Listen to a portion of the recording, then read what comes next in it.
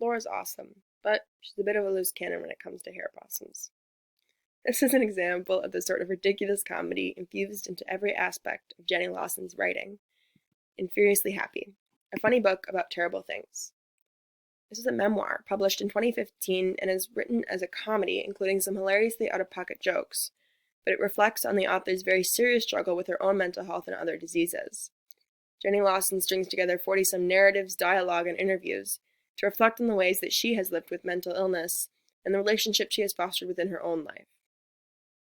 In her life, there are some very important people, including her husband Victor and their child Haley. However, while they may pop in and out of stories, the focus is always centered around her own character versus self-conflicts, and her path to accepting her personal identity. She vows to never tell stories where she is not the biggest butt of the joke. Jenny draws from her personal experiences as a woman in this world living with the illnesses she currently has, as a writer on book tours meeting people who connect with her work, and as a longtime blogger, constantly interfacing within her own community of people. The lessons she has learned from navigating the world in this way transfer into the main themes of this book, the first of which is perseverance through struggle. Lawson started a viral movement on Twitter with a hashtag after writing on her blog, and that's what Fiercely Happy is all about. It's about taking those moments when things are fine and making them amazing, because those moments make us who we are, and they are the same moments we take into battle with us when our brains declare war on our very existence.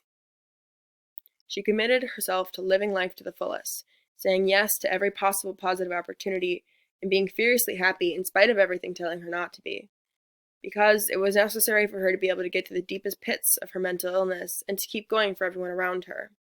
This phrase is also what inspired her purchasing of the raccoon famously on her cover. It's roadkill that her father, who owns a taxidermy shop, made for her to look like her new Furiously Happy brand. It's also what inspired the trips, travel, and life experiences that shaped her as a person and led to hilarious stories recorded for us as the reader. In this book, Lawson gets very personal, detailing the times she's been close to suicide, participated in self-harm, and all of the doubt that depression clouds her with. And while this is not a light at the end of the tunnel sort of book, advertising her overcoming of these things, because that will simply never happen, she does write of the good times she's experienced because of her struggles, the times that she decided that being alive was good enough, and at the times that she didn't quite think so, with special emphasis on what happens next. Her own struggles with depression, anxiety, avoidant personality disorder, and occasional depersonalization disorder, autoimmune diseases, and an array of other illnesses are all incredibly personal, but the feelings of distress, fear of vulnerability, and failure that come with those are pretty much universal, especially in a stressful high school environment. One of the next major themes that she covers is acceptance of identity. Lawson recounts how she has struggled to fit into the social norms and what is considered socially acceptable for most of her life, as all of us have. She tells how she was called peculiar as a teenager, how she used to hate herself for not fitting in or being skinny enough or pretty enough or normal enough, and how having visible mental illness made all of this worse. However, over the years, she has transitioned into framing her crazy as part of her own identity, and accepting that she is, in very few ways, normal, but that it's okay, because it's who she is and there's no fundamental way to change that. She talks about her mental illness as being the demon within her, and that there can't be their demon without me. She talks about how she gave up trying to push it down, pretending it's not there, and cure it, and instead accepts that she's not always going to be on top of it, and accepts that she's not always going to listen to even her own advice or be the best her. This is one of the most endearing aspects of this book, that it's not a self-help guide, and that Lawson is very honest about how dark things continue to get for her, and how far everyone is from perfect. But the focus of her storytelling is always on the bright side of things, and how to keep moving forward and being there for yourself and for those you care about and hold dear. She writes, "When I look at my life, I see high watermarks of happiness where I had to convince myself that suicide wasn't an answer, and in between, I see my life. That it's all about the way you look at it." She's committed to making the best of her situation and being her own definition of a good person. This transitions into her overall thesis about the importance of vulnerability and being open with your struggles. Lawson hammers down on how having a positive relationship with our identity can impact our life and increase the quality of it.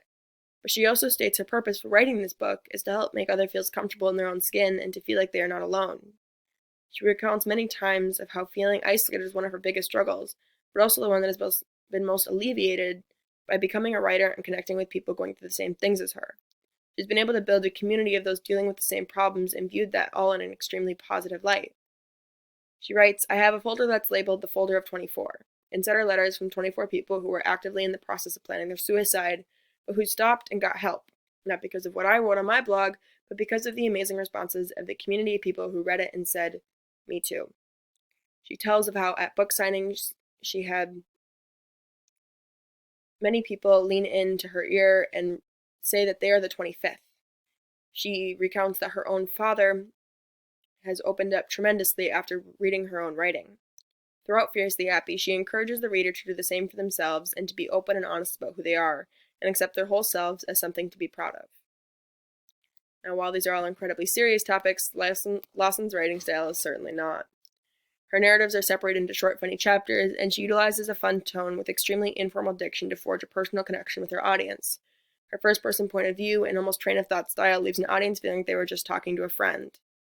Her unconventional style leads to her including unedited essays she wrote while drunk, interviews with her husband in case the book receives criticism, and dialogue from her therapist appointments. It doesn't really follow a storyline or a narrative or have a resolution, but it all contributes to her overarching theme of being who you are. Although I must say, for fair warning, if you do read this book, which I do highly recommend, she infuses her personality into her comedy a lot, and it does contain a fair amount of swearing and sex jokes. However, in my opinion, this is an extremely inspiring must-read and unique book. Furiously Happy encourages readers to live their life to the fullest potential and embrace the crazy that lives inside all of us, because, as Lawson would say, normal isn't worth shit.